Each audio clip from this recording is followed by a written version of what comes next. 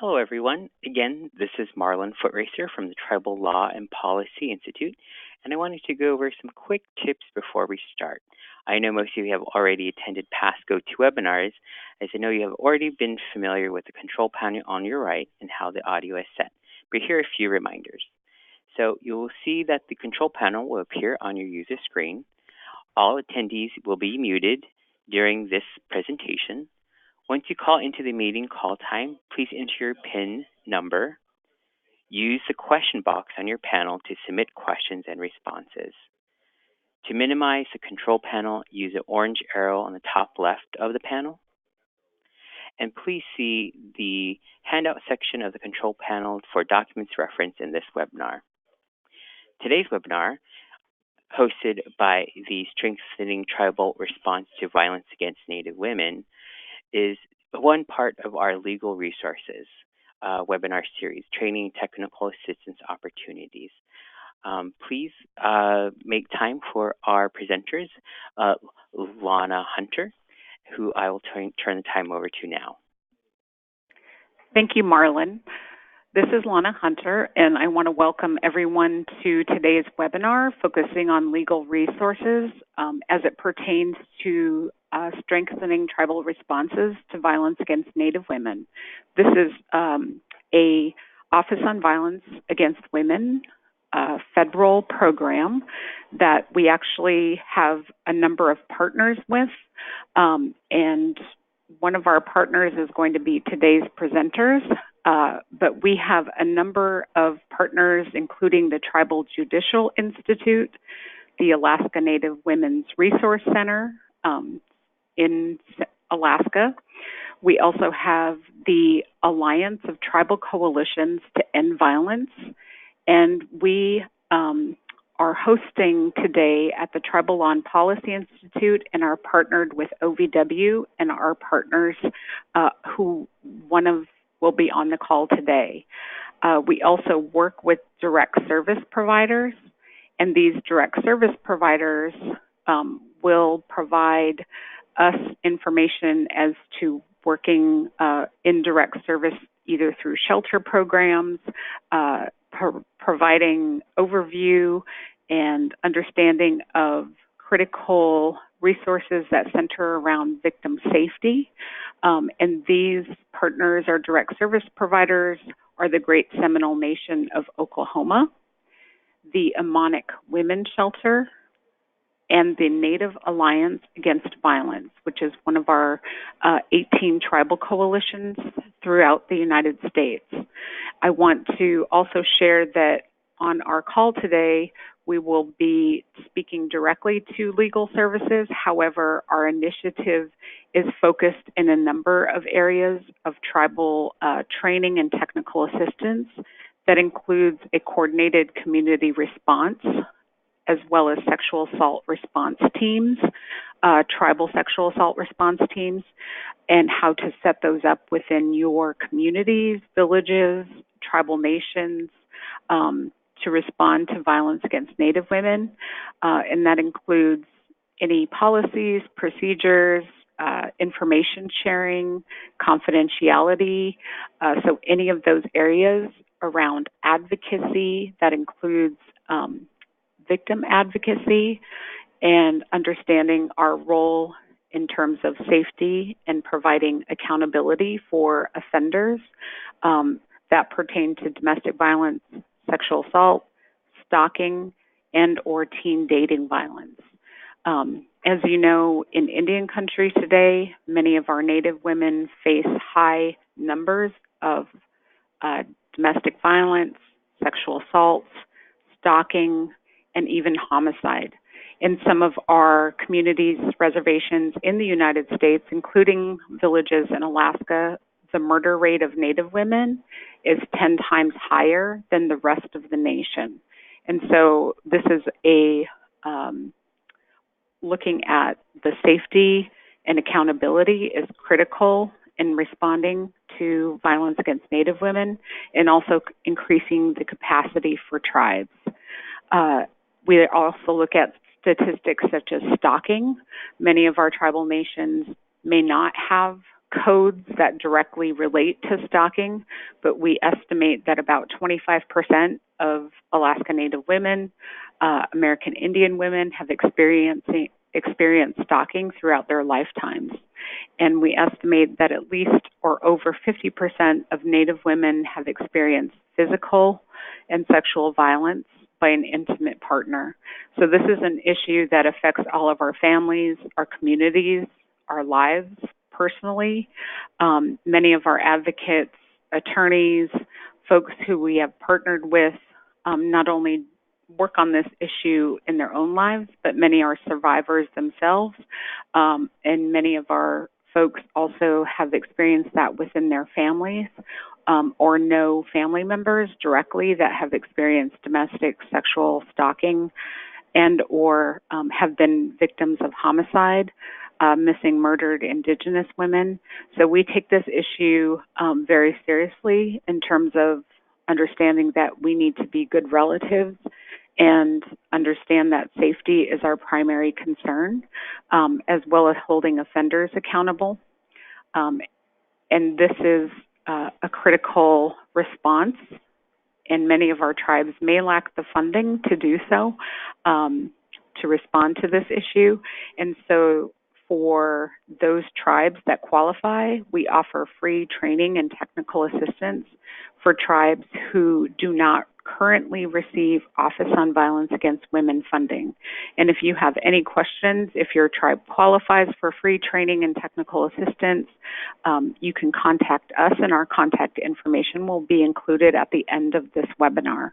I now want to turn the webinar over to our partner at the Tribal Judicial Institute, who has worked on this issue both as a judge as well as understanding as a professor, a law professor at the University of North Dakota, Michelle Rivard-Parks. Good afternoon, everyone, and welcome to today's webinar. As Lana has stated, my name is Michelle Rivard-Parks. I am the Associate Director of the Tribal Judicial Institute at the University of North Dakota School of Law. I also have served as legal counsel for a tribe here in North Dakota for many years, working on legislative issues and policy issues affecting the development of tribal justice system responses in their community. And I also currently serve as the Chief Justice of the MHA Nation Supreme Court, which is also located here in North Dakota. And for those of you who've been following our news lately, that is located near where a lot of the oil and gas development has happened here in the state of North Dakota. So I'm thankful for the opportunity to be with you today. And as Lana had indicated, you know, we have these glaring statistics that are facing and hindering the safety of Native women, both inside of tribal communities and outside of tribal communities. And along with that then comes the discussion about what type of systemic responses can be developed to respond to and address and reduce some of these statistics, and to improve safety for Native women both inside and outside of tribal communities. Also important to that is that there have been a lot of great steps taken over the last decade plus by many tireless advocates who have worked for the development of programs and services, federal support for the development of advocacy services and justice system responses in tribal communities.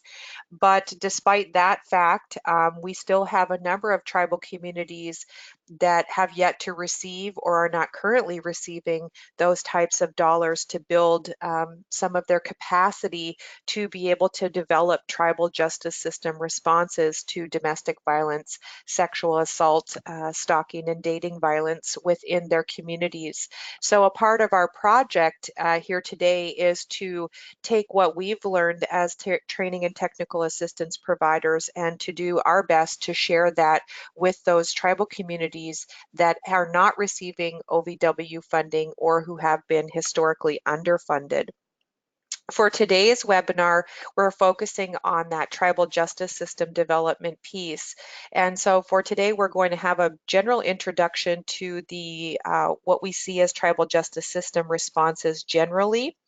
And then we're going to move into a little bit of a discussion about some of the issues that we see arising within tribal justice systems that are pertinent to orders of protection. And when we're looking at these tribal justice systems and what the role of the tribal justice system is in responding to domestic violence and sexual assault, we take into consideration those first responders roles, law enforcement, advocates, some of our court officials, prosecutors, judges, probation officers, correction officers, because all of those people play an important and key role in what is really our two primary objectives in a systemic response. And that is first and foremost, promoting and enhancing victim safety, and secondly, promoting and enhancing, improving offender accountability when these types of offenses are perpetrated against Native women. So how do we go about creating systems that will help to really effectuate those primary objectives of safety and accountability? You know, when we look across our tribal communities in this nation, we're going to see great variances in terms of economics, where we see great variances in terms of legal capabilities. We see distinct differences in codes and laws. We also see differences in our policies and procedures, and especially as all of those things relate to how we respond to domestic violence and sexual assault. But despite those differences, we do have some really common and core threads that are pretty consistent across much of Indian country and much of tribal communities. And that is that most tribal justice systems have at least some measure of a criminal response to domestic violence and sexual assault, and also some measure of civil response. And so when we go through today, we're going to talk a little bit more about these criminal and civil responses, with our primary emphasis will be on the development of civil responses and what that looks like, and then again, how training and technical assistance might help to enhance or build capacity to respond to domestic violence and sexual assault through our civil codes and courts. So just kind of as an overview and to draw the distinction for those that are participating in our webinar today who might not be familiar, when we are referring to our criminal justice system responses in tribal communities, we're really talking about those crimes of domestic violence, crimes of sexual assault. And when we're talking about crime, we're really focused on those kind of actions that we have within tribal communities determined to be prohibited, that these types of behaviors or actions are not acceptable within tribal communities and therefore will be defined crime. And along with those defined crimes, you will find very specific remedial measures. And these are really kind of those sentencing alternatives or options that a judge might impose if someone is convicted of a crime or prohibited act. Usually we're looking and we're seeing that when an individual is brought before a criminal court, the judge may impose jail, they might impose fines. Some tribal communities have alternative sentencing, such as banishment, community service. We're also seeing some alternative diversionary courts that are coming into our tribal justice systems, domestic violence courts and things of that nature, where people are being diverted, worked with, and monitored on a more regular and longer term basis. And again, the goal of some of that really is twofold. Number one, it is to make sure that an offending party is held accountable for their actions if they commit a crime of domestic violence or sexual assault, and also to deter future such actions or otherwise reduce recidivism of offenders.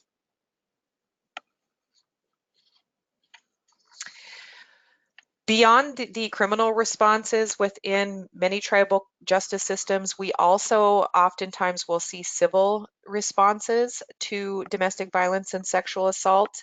And there's a couple of different reasons for the distinct difference in responding either criminally or civilly. But of course, through our crimes, we're really talking about those prohibited acts. We're oftentimes talking about the potential for jail time or loss of liberty. So for any of those attorneys that are joining us on today's webinar, you'll be familiar that for the lawyers that are going into court in those criminal cases, the burden of proof, the amount of evidence that we have to prove that a crime has occurred is much higher than what would be required in a civil case. So we have kind of this dual system in part for that reason, but also in part to make sure that we have a process to regulate conduct. And when we're looking at domestic violence and sexual assault, one of the primary systemic civil justice system responses comes in the form of orders of protection, and then also very defined remedies that the judge might be able to impose if someone violates a civil order of protection. And those orders of protection are really there to send a message to an individual that the court might have concerns about, ordering them to have no contact or to stay a safe distance away from a victim. And really, again, this is largely an instrument or tool that is a part of safety planning for victims. And the idea is also that it provides an additional layer of protection and reduces the likelihood that an individual will then go on to commit a criminal offense.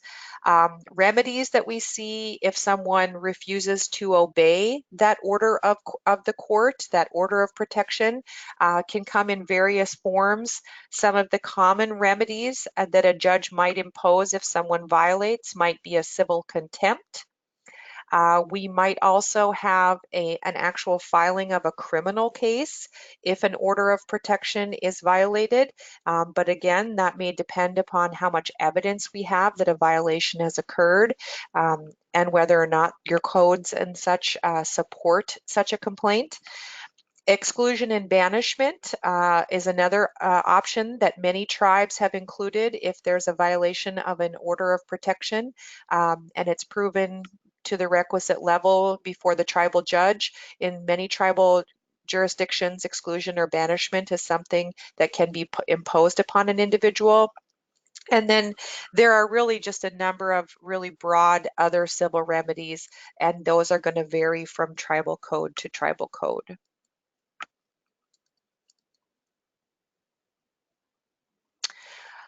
Okay, so as we kind of started to contemplate what this project might look like and what might be most helpful to those tribal communities that are not receiving OVW funding to build their justice system response, our team really started to talk about what was an area within the law that we felt would be very beneficial for us to focus upon. And resoundingly, our team came back with the notion that tribal protection orders were really a predominant issue that we are seeing very consistently across Indian country and tribal communities as an area of need, both in terms of what authority exists within tribal justice systems to issue protection orders, but also what enforcement rights and responsibilities go along with the issuance of those protection orders. So there are a lot of different legal issues that can arise when we are working with victims of domestic violence and sexual assault. There are also a lot of different issues that can arise when we're talking about tribal orders of protection. What we have tried to do here is to identify what are some of the really common issues that we see when we are discussing tribal protection orders. One of the first issues that we see arising consistently are questions regarding the legal authority for a tribal court to issue an order of protection. Another issue that we see is pretty common is what is a qualifying order of protection? You know, we've had people come to us over the years to say, look, you know, our judge has on the top of the order that it's an order of protection, but a neighboring jurisdiction won't recognize it because they're saying it doesn't qualify. What does that mean? So there are a lot of different issues that can arise around what qualifies as a legal order of protection. And we'll talk a little bit more about those as we move through the webinar today. Third, a common issue is surrounding victim safety and remedial measures for protection orders. How can we try to issue and enforce protection orders in a way that victim safety is our paramount focus, and that's going to be important as well. Also, working with outside jurisdictions to improve enforcement is another big issue that we see arising, and this is common. It's been going on for many years. You know, the enforcement of tribal court orders isn't just limited to orders of protection, but certainly we do see a lot of that with respect to orders of protection.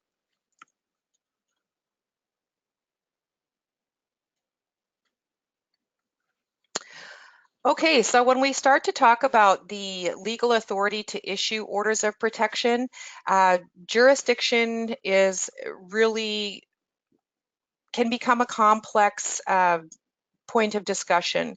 And there are different factors for that, and I'm not going to go into all of that here today, but there's an entire body of federal Indian law that has really impacted how we exercise civil jurisdiction as well as criminal jurisdiction within our tribal communities and within our tribal justice systems. There are a lot of different factors that are impacting jurisdiction.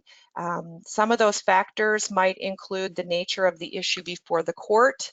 It might also include the location where the issue arose. And by location, you know, I mean, did it occur within what is Indian country or meets the definition of Indian country, which might include you know, a reservation. If you are without a reservation, it might include some of those lands that are set aside for the exclusive use of the tribe, and within that kind of definition for what constitutes Indian country or tribal community. Also, the parties that are involved in the cause of action can make the question of jurisdiction more or less complex. And a lot of times that's going to depend upon whether or not the offending party is considered to be Indian as legally defined, or whether they are considered to be a non-Indian as legally defined. And that may also be a factor depending upon who the victim is. The good news is that we've come a long way with respect to domestic violence through the last Violence Against Women Act reauthorization process when we had the implementation of special domestic violence criminal jurisdiction. We've now been able to address some of the prior issues we had with exercising jurisdiction over non-Indians who are perpetrating domestic violence and sexual assault, but we certainly still do have a long way to go towards full implementation of that across all of Indian country and with all of the federally recognized tribes in this nation. So our hope is that training and technical assistance can also help push that process further along as well. So training and technical assistance can help with respect to some of the jurisdictional questions that might arise in a number of ways. The training and technical assistance providers that are a part of this project have a significant amount of written resources that highlight and explain and provide an overview of the federal law that may impact the tribal exercise of jurisdiction in different circumstances. We also have a lot of different resources that might be able to assist with development of tribal laws and tribal codes to make sure that as tribes are exercising their tribal sovereignty, their legislative authority, that it's being done in a way that really maximizes that jurisdictional response and authority in the case of domestic violence and sexual assault. We also have TA providers that are part of our team who have a lot of expertise and can answer questions for you as you move through tribal code development or if you experience jurisdictional questions or complexities. Now, we are not able to take on individual cases or represent clients through our TA, but we can certainly provide you some information generally to questions that could be arising for you. Okay, so to talk a little bit more about what was our second common issue, which is drafting qualifying orders of protection. And if you'll note, we put the word qualifying in quotations on this slide that you're viewing right here. And the reason for that is that it's important to understand that not all orders of protection are going to be considered qualifying orders of protection under both federal and tribal law for enforcement purposes. And this is really, really important that we have an understanding of this, because when an individual comes to a courthouse, whether that be a state court or a tribal court, and they seek out and attain an order of protection, I think there's a certain level of expectation that that individual has, that no matter whether they are within their tribal community or whether they may go to a city to do some shopping, etc., that that order of protection is going to blanket them to some degree. And we don't want to, we want to make sure that we're issuing orders that provide that level of protection. And it's not just the title on the order that's important. There needs to be some very specific language contained within orders of protection in order to increase the likelihood that they would be enforced, at least under the federal standards set forth through VAWA, full faith and credit.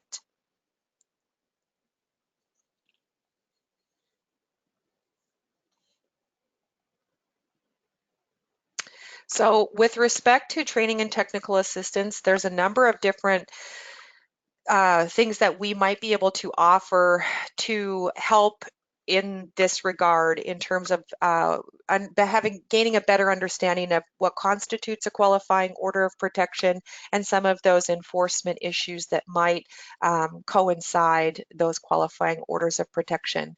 We're able to provide information and education relevant to some of the federal law that might apply to and support defining orders of protection, as well as full faith and credit. We're also able to provide information and resources that would be helpful to your tribal courts and your tribal judges as they draft orders to increase the likelihood of enforcement and place them within that qualifying order status. We also have TA providers that are able to help with tribal code development surrounding tribal protection orders, because keep in mind that as our tribal judges are adjudicating cases, their guidebook, if you will, is your tribal law and order code. And so the more guidance and laws that you're able to codify provides much more consistency and direction to those judges as they're issuing tribal orders of protection. And then also we have some resources that we might be able to share with your tribal judges should they require them or request them or feel that they would benefit from them, that would help them, those judges, to have a good understanding of the language that's important to be included in tribal orders of protection in order for them to be deemed qualifying. Okay, our third issue, really a common issue that we see in protection orders, really pertains to victim safety and remedial measures. And, when we're issuing tribal protection orders, that's really one of the first opportunities that a victim has to come before the court to have their voice heard and for the court to offer some measure of protection for them. And so victim safety really is at the very forefront of the tribal protection order. It's also important, though, that throughout our justice systems, whether we are responding to domestic violence or sexual assault through our criminal divisions by charging crimes, or whether we are responding through our civil courts through issuance of protection orders, that we remain victim-centered and that we remember that our role really is to serve and to protect those who have been victimized. Some of the remedial measures that we're looking at that can support victim safety that are available through our tribal justice systems. Again, the issue of civil protection order. And yeah, we've heard we've heard people say, well, it's just a piece of paper, but it is much more than that because that piece of paper provides a underlying basis for further legal action that can be taken in the event that an offending party fails to adhere to the orders or directives of the court. And some of those remedies for violations might include that individual being charged with a crime.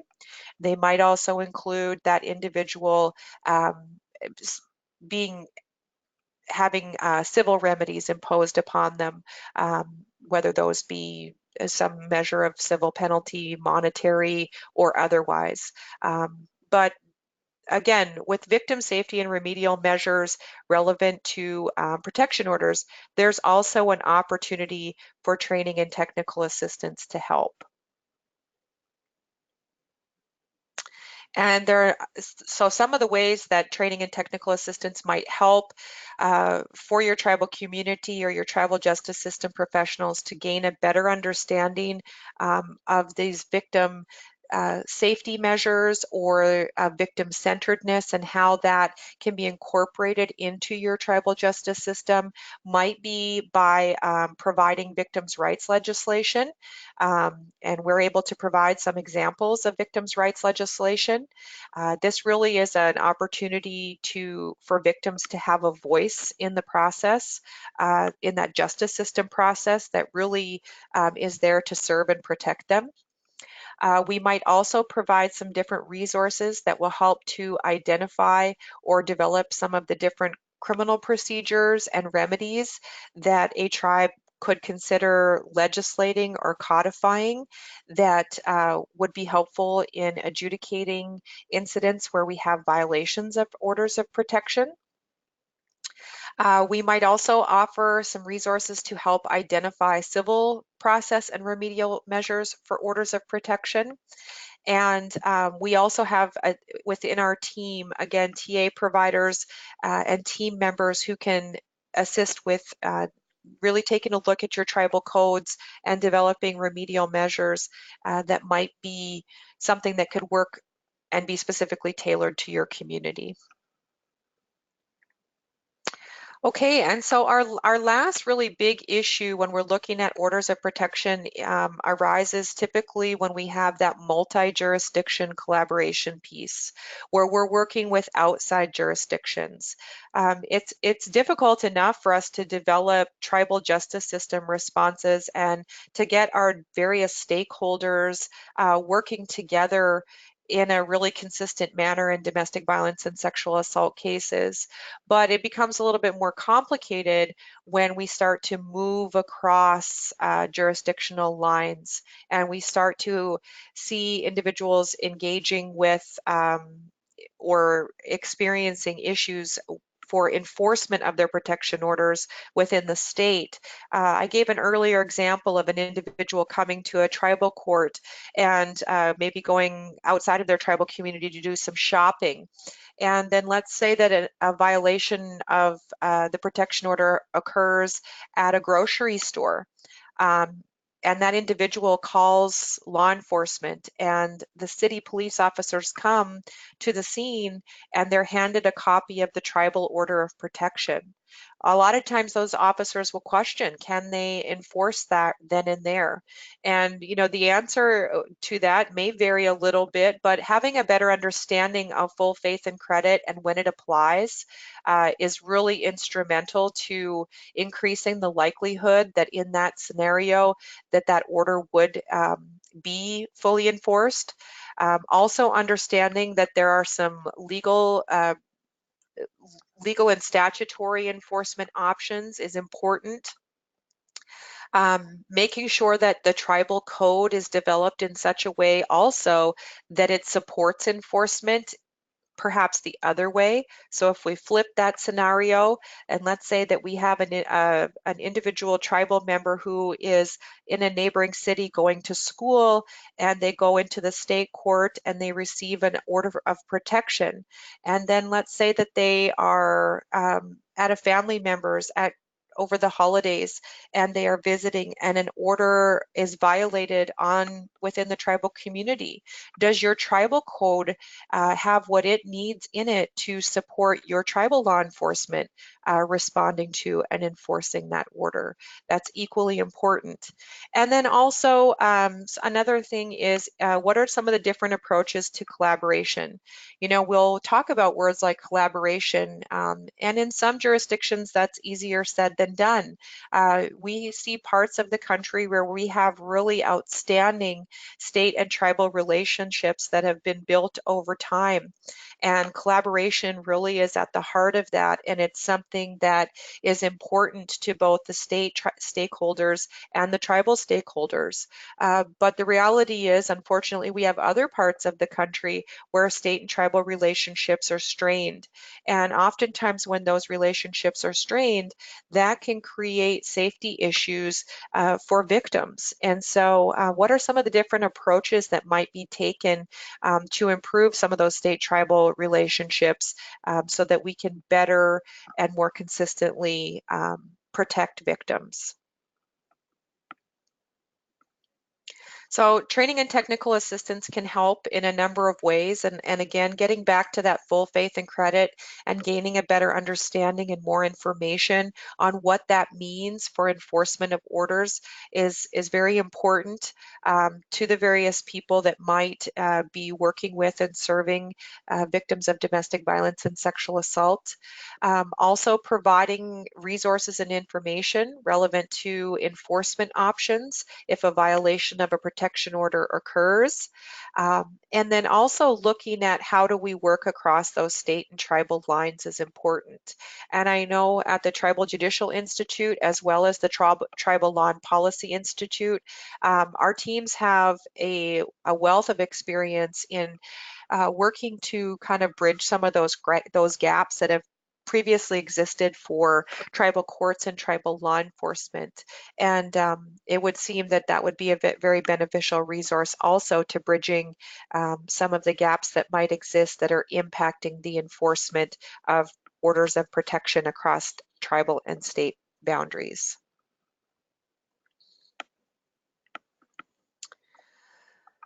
Okay, so you know, as Lana had talked about at the onset of this webinar, really what a big part of our goal is here is to roll out and to highlight for our attendees and our participants what some of the kind of issues are in terms of protection orders, but also to highlight for you what types of resources and services and assistance might be out there as you try to strengthen your tribal response to domestic violence and sexual assault, and in particular in the protection order arena. And so really, when you're getting started and looking at whether or not training and technical assistance is something that you feel you might need, it's important to really take a look at your existing legal capacity. You know, as I said, their tribes are all over the place in terms of and in terms of their existing infrastructure, whether or not they have tribal courts, if they do have tribal courts, whether they're exercising criminal jurisdiction, civil jurisdiction, or both in domestic violence or sexual assault cases. So it's important that you ask yourself those questions. And if it is the case that you already have a tribal court that is exercising both of these jurisdiction, criminal and civil jurisdiction, that's great. Then perhaps we would move on to discuss, uh, how might you improve upon the system responses you have in place? If you answer these questions that perhaps you have a criminal response but no civil response, again, that highlights for you a gap and an area where technical assistance would be of benefit to you. When you identify some of the needs that you have, we might be able to meet those in a number of ways. When we have a request come in from a tribe saying that they need assistance relative to protection orders, we really try to tailor that response based on the expertise that's involved with our team. But let's say that one of the things that you decide is that you want to improve court accessibility. So maybe you have a lot of individuals in your community that would benefit from or should have an order of protection, but they don't seek one because it's too difficult for them to go to court or they don't understand the court process. We know that although attorneys in this nation are plentiful, they're not always easy to come by for individual representation in our tribal justice systems. And so whatever we can do to increase and improve accessibility to our courts, I think it behooves us to try to do that. So one of the things and responses that we might have to that is to help your tribal court to create some form applications for protection orders. That's a very simple fix that can be made and can have a very large impact on improving accessibility to your courts for victims. Perhaps you have decided based upon your review that you want to improve your court's capabilities to both issue and enforce protection orders. There's a number of different ways we might be able to help. We might be able to help with drafting of qualified tribal orders of protection. And in that regard, I don't mean in individual cases. We won't actually come in and write your orders for you.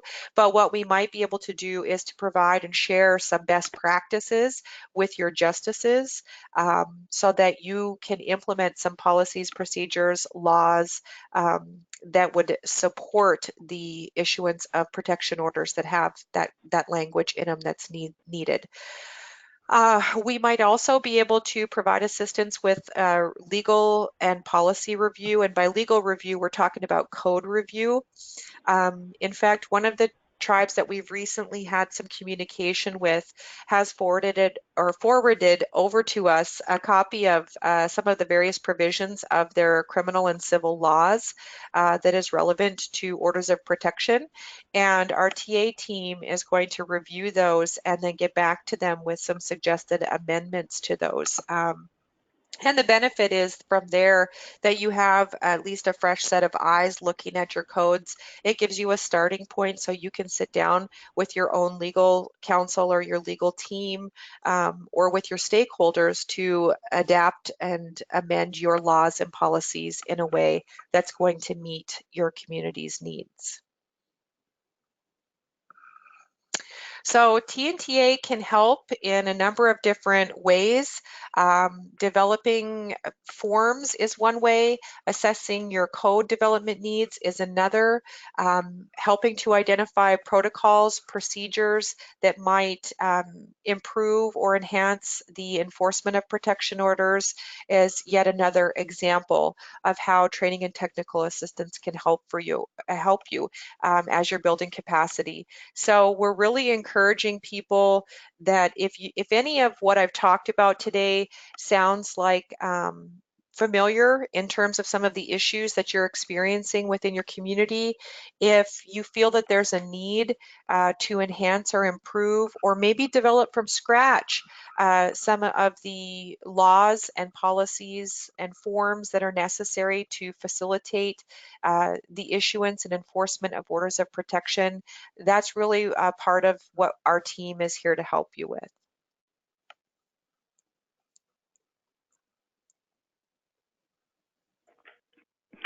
Great. Thank you so much, Michelle. So I just want to take a pause since we received so much awesome information regarding legal resources to see if we have any questions before I proceed with additional resources, information that is available to anyone. You don't have to qualify to receive written resources or visit our website. So I just want to pause and see if we have any questions. Marlon. There is one question. In this webinar, there is mention of being able to receive tribal code development assistance. How can listeners get connected with that resource?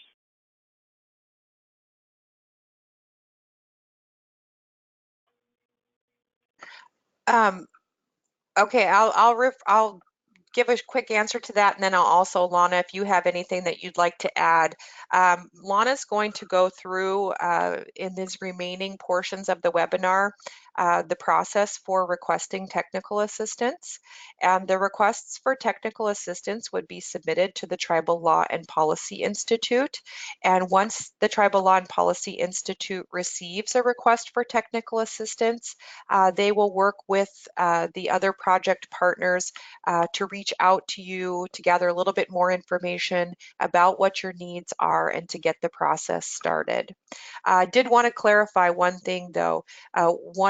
With the technical assistance we are able to provide, we are able to do some review and kind of recommendations, but we are not able to actually write full codes for tribes. And there's some liability reasons and other reasons for doing that. But it is important that, any comments and feedback that we get, that we provide to a tribe would be run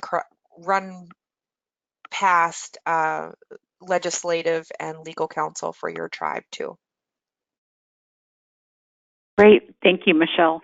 So I think along those lines, we will complete the webinar with additional resources, and then we'll pause again for questions.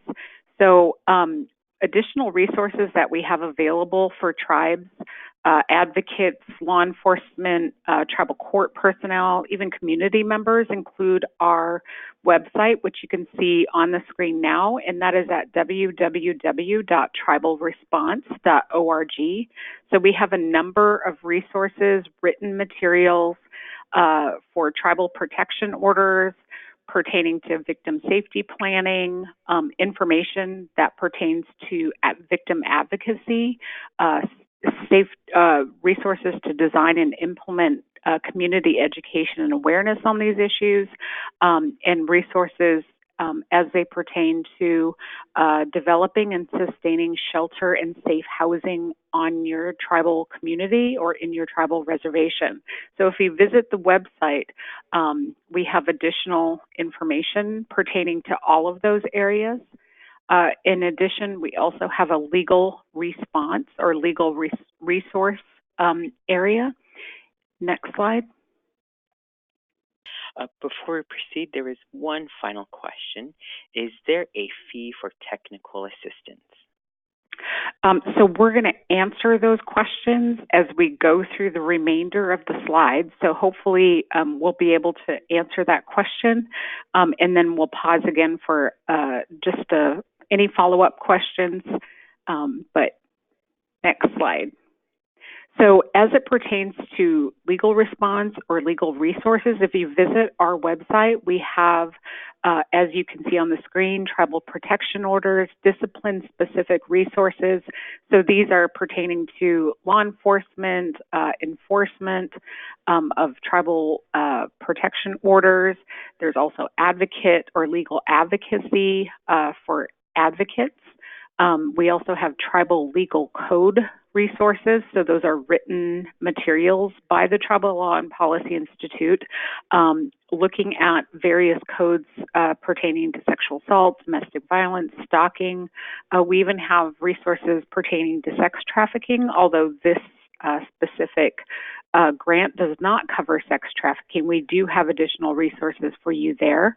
Any issues around multi-jurisdictional issues, so federal, state, tribal, victim rights, as Michelle went over earlier, just examples of how tribes have responded to victim rights that are different or separate from state or federal responses, and then domestic violence docket courts. So domestic violence courts that have our training and technical assistance providers have provided input, training and technical assistance training around the country. So we do have a specific legal response section. In addition, we also have these very specific tribal law and policy institute resources as they pertain to legal code development. As I mentioned, the tribal court or legal code resource pertaining to tribal laws implementing TLOA or Tribal Law Order Act, enhanced sentencing, and violence against women enhanced jurisdiction. So revising tribal laws as they pertain to Tribal Law and Order Act. We also have stalking and sexual assault laws, and we also have domestic violence laws. And so all of these are manuals that can be downloaded on our website. If you need hard copies, we have a few available, but we encourage you to just visit our website to download the publications. In addition, we also have sexual assault resources. We have a staff training and technical assistance staff member who works specifically on sexual assault response teams. And so she has had over 30 years experience working with tribal SARTs, as they're referred to. Also, we have information for tribal law enforcement as they pertain to sexual assault, drafting and revising law enforcement agencies' policies and procedures. We also have a resource for prosecutors or tribal prosecutors around sexual assault, as well as a tribal court judge's bench book available. In addition, we have specific materials created for domestic violence. Listen to the Grandmothers is a interactive DVD or CD to be viewed with follow-up community questions. We have sharing our stories of survival that are very specific stories around surviving domestic violence, sexual assault, child sexual abuse. And then we have a handout pertaining to tribal domestic violence courts. So you can download that information. And then we have emerging strategies and tribal state collaboration, so barriers and solutions to enforcing tribal protection orders. And so all of this information is available on that legal resources section of our website. So to get to the question that we had on the call or on the webinar today, who can receive training and technical assistance? This is a critical question because this specific initiative was created to build capacity and to strengthen the tribal responses to tribal communities who are not currently receiving Office on Violence Against Women grant funding, or, as Michelle mentioned, historically underfunded tribes. So maybe your tribe received OVW funding back in 2014 and you have not received funding since. You do qualify for free training and technical assistance as it pertains to domestic violence, sexual assault, stalking, and teen dating violence. So that means we will work with your tribe to, as Michelle highlighted, many of the legal responses, but also to work with your tribe to create a coordinated community response, sexual assault response team, also to provide information around community awareness and education, also to sustain and develop shelter or safe homes and, possibly policies, procedures, or just information around confidentiality and information sharing if you do choose to move forward with a coordinated community response, which involves many disciplines coming together to address violence against Native women. So you can receive free training and technical assistance. However, I just want to say that really we will work with most tribes, even if you do receive OVW funding, and possibly it's providing you with written resources, phone interaction, as well as maybe providing your training and technical assistance providers specifically assigned to you through OVW. So we won't turn anybody away. We want to be able to provide tribes the ability to respond to this critical issue. So what is the cost? And as I highlighted, there is no cost if you qualify for the training and technical assistance. This includes on-site training as well. So if your tribe has not received OVW funding or has been historically underfunded through OVW, there is no cost for training and technical assistance through this grant funding. So I wanted to pause again before we close today's webinar in case folks had additional questions for Michelle on any of the legal resources, or if you have specific questions and may not know if your tribe qualifies for OVW or free training and technical assistance through this OVW initiative, you can contact us here at the Tribal Law and Policy Institute, and we'll provide that information at the end. But I just wanted to pause to see if we had additional questions.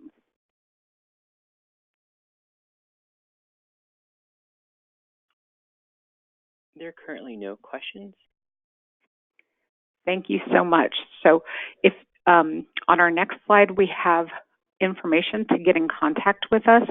So if you see the tribal response at tlpi.org, that email address will go to all of our training and technical assistance providers, including the Tribal Law and Policy Institute. So we will all receive a copy of your email question. So the most appropriate response will be provided for you. And if you're requesting training and technical assistance, I will follow up with you regarding additional information, who's going to be trained, what information you would like to receive, and we will be in contact with you directly.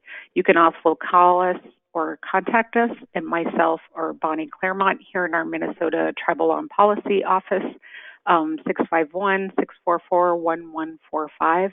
Or again, you can request training and technical assistance through our website, www.tribalresponse.org. So that is additional. There are two questions, just a point of clarification. If a tribe received OVC funding, they are not qualified to receive technical assistance. And then lastly, follow-up information of the PDF slides for today's training. Yes.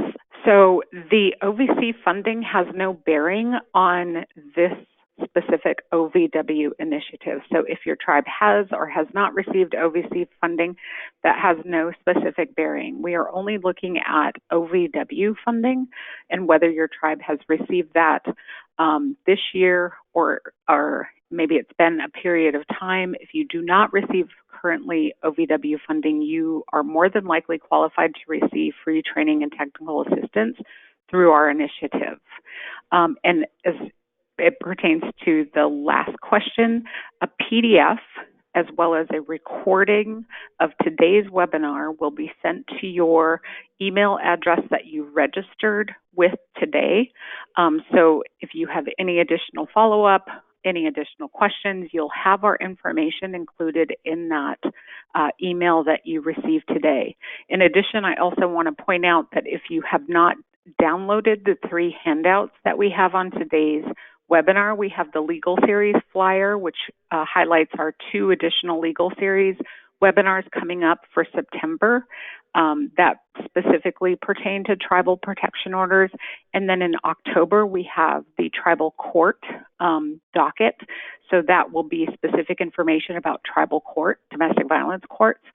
as well as we have our OVW, or Office on Violence Against Women brochure that you can download that pertains to all of the areas that we talked about today to receive training and technical assistance. And in addition, today's PowerPoint. So you can download that specifically from this webinar located on the right-hand side, or we will also send you a recording and a PowerPoint for today's webinar. Any additional questions, Marlon? No, that completes today's questions. Great. Michelle, any closing remarks, comments? No, I don't think so. Just if anybody that has participated in today's webinar is interested in getting any of the resources that Lana has highlighted, I highly recommend that you reach out, and we would be, all of us, more than happy to work with you as you develop your strategies to build your capacity in this area. So we look forward to working with many of you into the future. Wonderful. So that concludes today's webinar, and I specifically want to say thank you to Michelle Rivard Parks for sharing your information, sharing your understanding of this critical issue in Indian country, and thank you to Marlon for hosting, and thank all of you for participating with us today, and we look forward to talking with you all in the near future. Thank you.